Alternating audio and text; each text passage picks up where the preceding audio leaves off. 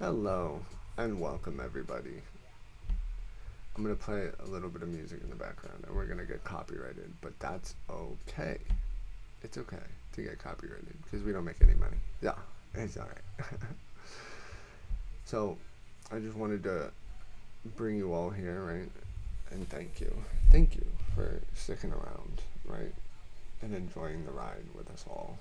You know, we're trying our best. um, I am doing a lot of working, trying to get another store. So I might be moving soon, but who knows? It depends.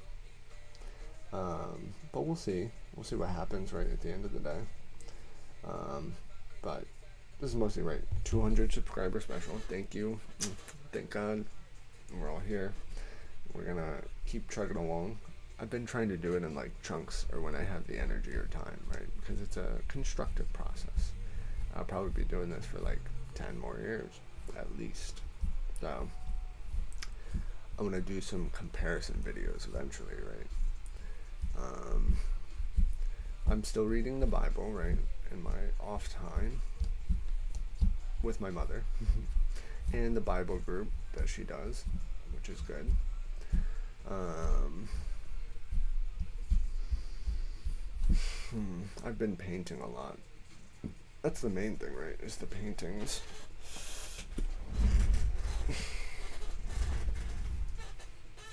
Look at them all. Look at how pretty they are.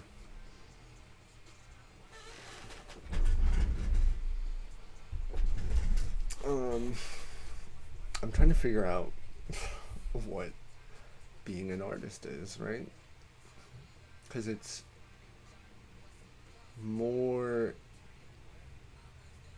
ingrained in being other things, right? I have an artist's personality, or I'm really willing to try things and do my own thing, right, at the end of the day, right? Um, and be a better version of me. I'd like to think. But with these paintings, right? With that painting in particular, and this one over here, here, this one. There's all these mountains in the background, and so like this one is based on a Bob Ross painting. So and this one as well, the mountains. Um, and the mountains are really hard to get. They're very difficult when you're not just in general, right? I'm gonna say when you're not actually looking at them, but even when they are, it's difficult. Trees and plants, I can more do, right? Because I've understand how they were created, and you can understand, right, the movement of tectonic plates on the Earth, but that doesn't mean that you understand how a mountain was literally created over the course of thousands, hundreds of thousands, and millions of years, right? Um, so trying to figure out how to do that, and then I've been watching. I need to get like a color wheel, because the you can make like any color in the world with like five different colors. It's like red, blue, yellow, white, and black, and you can make like every color in the world, more or less. Um, but the painting has been interesting as well. Like the different colors, the names for the colors. You have like burnt sienna, which is a town, Siena, in Italy. They took the dirt. People were painting with dirt. You hear me? I have pokey weeds that grow outside my house, and they produce a poisonous little purple berry. And people used to use that as dye and as paint, right? To paint things at the end of the day. So, like, people were painting with their morning coffee, you know? as a. They were creative, right? They had to be. I don't know. Money is not like, and resources and all that. There's not as much as we think, right? So you have to be resourceful at the end of the day. And when you're given something, like the Native Americans, right, when they would kill a buffalo, and they're going to use the entire thing. And it's disrespectful not to use the entire thing. That's the same kind of mentality you should bring into your life, brother. Use everything. We are taking a chicken, right? We have a piece of wood that we've, over the course of time, we've been whittling down into a bow. And we have, right, that we just found in the woods. We have horse. We'll get to this. Horse. We have a horse to get around that we stole. Well, no, we tamed, right? Because they're wild and we're Native Americans. We tamed, and we take their hair, right? And we, over time, weave it. Ooh, long, stretchy. Make it really strong. Maybe cast it in like oil or like a resin type molasses, maybe. I don't know. So maybe not too sticky, right? Because you want it to be, but something to keep it together at the end of the day, right? And then we're stringing that, and then we have a chicken, and we get a stick, another smaller stick, and we long, thin, pointed end, chicken, chop head off, on stick, another stick. We give that to the kids to keep them busy for a while. Then we take the feathers from the body. Now you make a bunch of sticks, bunch of pointed ends, and now you have feathers to put on the end.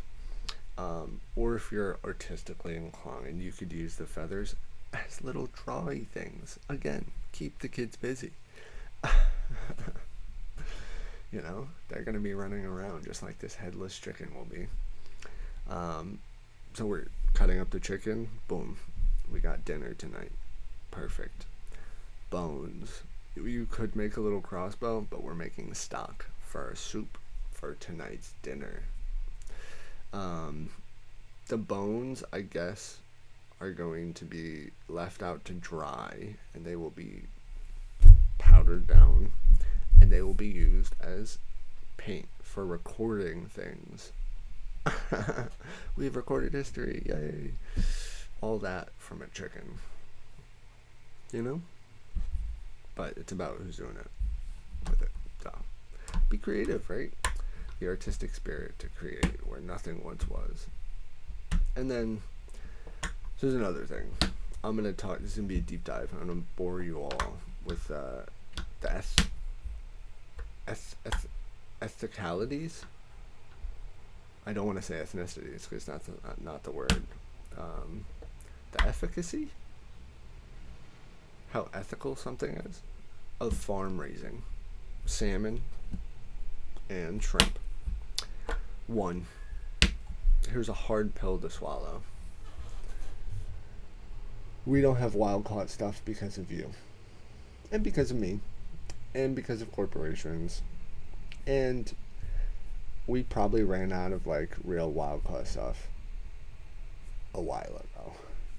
As far as like salmon is concerned, there's probably still like wild caught pollock, haddock, and cod, and some form, right, of like king salmon that live in the wild. But like the coho, the Norwegian, the Scottish, even Irish, I assume, right? The Chilean salmon, the Pacific salmon is what it's called, right, at the end of the day. Even though it's called Atlantic salmon.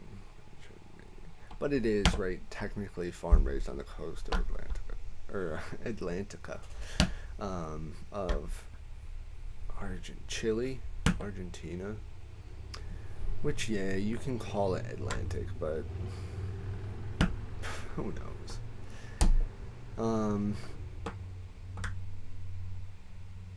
Right, and the main debate, and I saw it, right, it was a video that came out not but a week ago on PBS about farm-raised shrimp, and the conditions that they're kept under, right? Stop eating it, then, right? That's my only option to you. Stop eating it.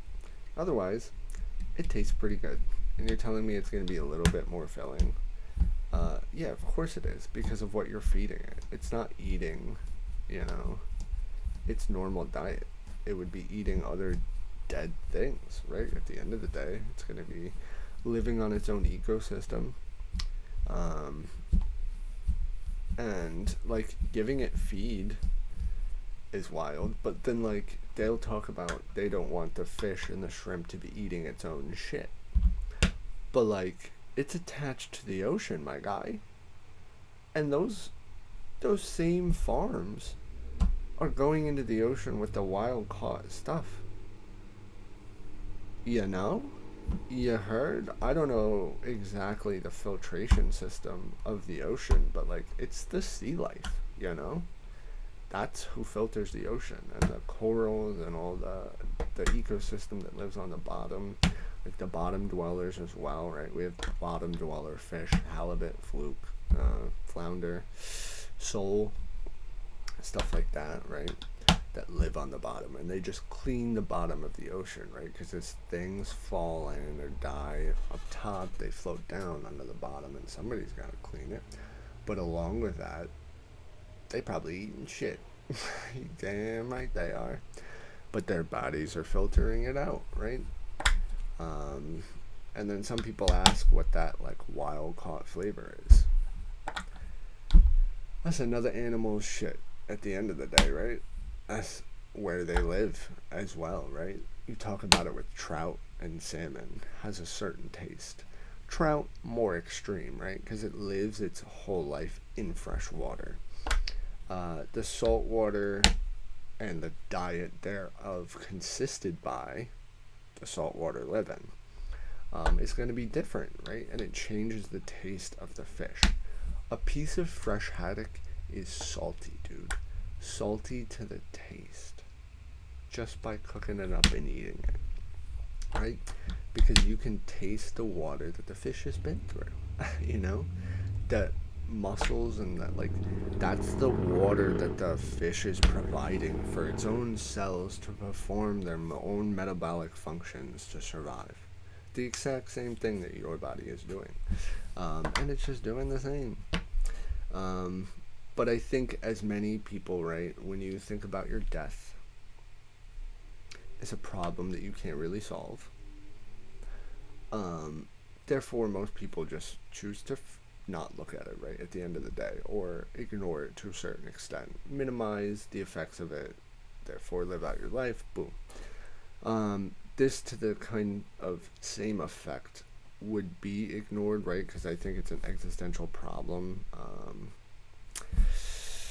Because if you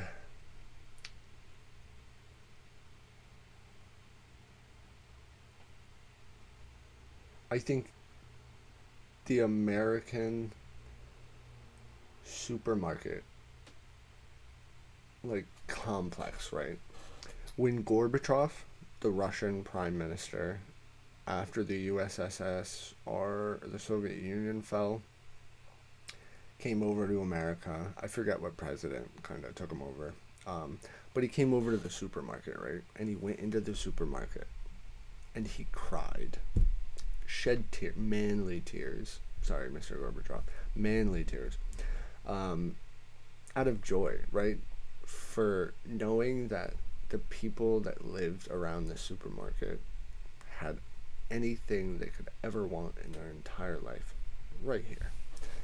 And they would be able to survive, right, at the end of the day. You don't need to do anything besides eat and shit, you know? Those are the two things. And breathe. But your body's got it covered. But that idea, right, that's been pushed. And it's been, like, there's no seasonality anymore. There's no rotation. If you always have available what you like, you're most likely going to eat that, right? At the end of the day. And then you lose variety in your life. And then I have some people come to me and they're like, I don't know what to cook for dinner anymore. And I'm like, yeah, dude, you got to mix it up. I feel bad for the people at the end of the day that don't eat fish. You got less things to mix up, you know? That's why as good as it is, right? I don't think there's any reason that we should have discovered that spaghetti squash is almost as good as spaghetti, you know? It kind of seems like maybe we're, who knows? But then, right, to have a group of people that are so, I'm talking about the vegans right now. To have a group of people that are so, like, far away from what everybody else is doing should say something, kind of, right, about the conditions that are actually maybe there and why some people choose to do it.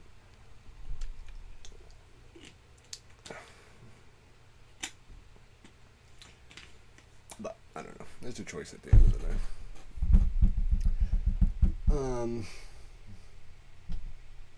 But I don't know. I could see a day, right, where it's privatized. Well, it is privatized now. I mean, public? As in, like, the government kind of owns it, but then I think it's really just, like, price gouging, right, at the end of the day, as a thing. But then, again, right, if you were to bring food down, back down, to its original cost, right? So a lot of the price gouging that you see now in food is because it's a public company that is publicly traded and pays dividends to its investors. Therefore, it needs to make more of a profit, right? And as time goes on, right, and a company slowly gives away more as time goes on, more investors, right, more money. It's almost what you see now with the social security system, right, with more people getting older, is the fact that, like, the system can't take it anymore, right? It's too much of a burden at the end of the day to keep it running, because there's no money left, dude.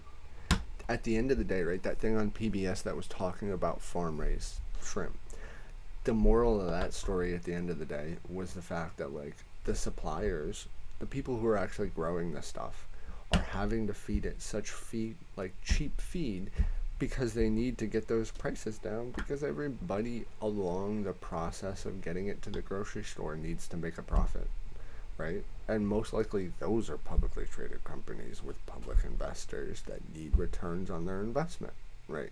At the end of the day. So at every single stage, from supplier to supermarket, there is, like, an encoded need to, like, get more money out of it, right, at the end of the day, right, because you need. But then if you were to go then to a more realistic form of, like, farm-raised salmon in the United States is only caught from May to September, right? But who would know that? John would. I would. So for only a couple months out of the year, do the United States actually get available fresh sockeye, usually, right? Salmon. And it's farm raised at the end of the day, because they facilitate the movement of the salmon and they track the numbers and they regulate how much can be caught at the end of the day. So is it really wild caught? Legally, it's wild caught, you know?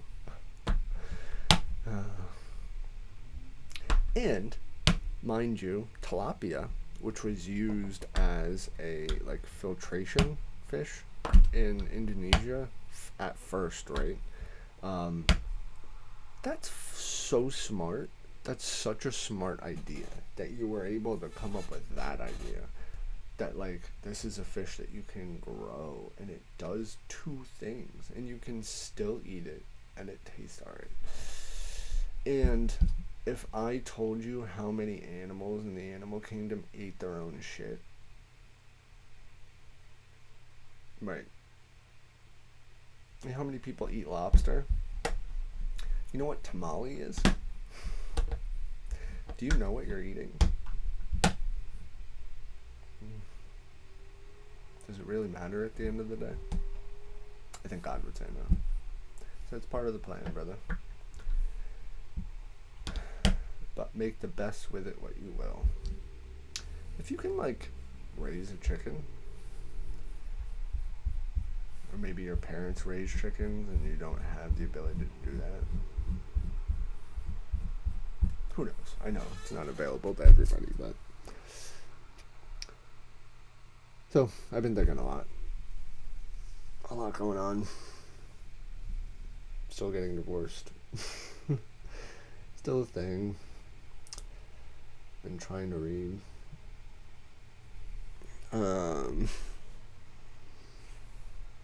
Buy XRP.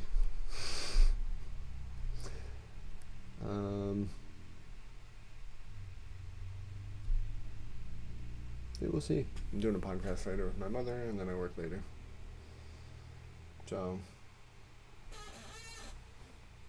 thanks for showing up and listening.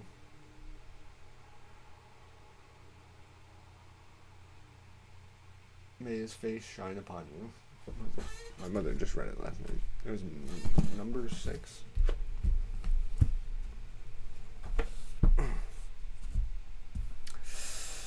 The Lord bless you and keep you.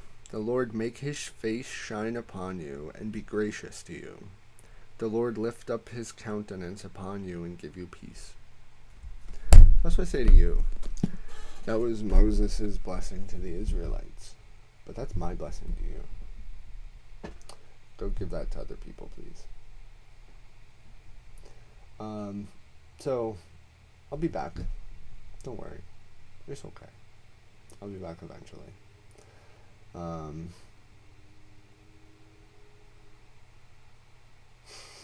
Just wacky old me. I think First Kings or something. I might have to reread Leviticus to truly get some perspective. But, yeah. Alright.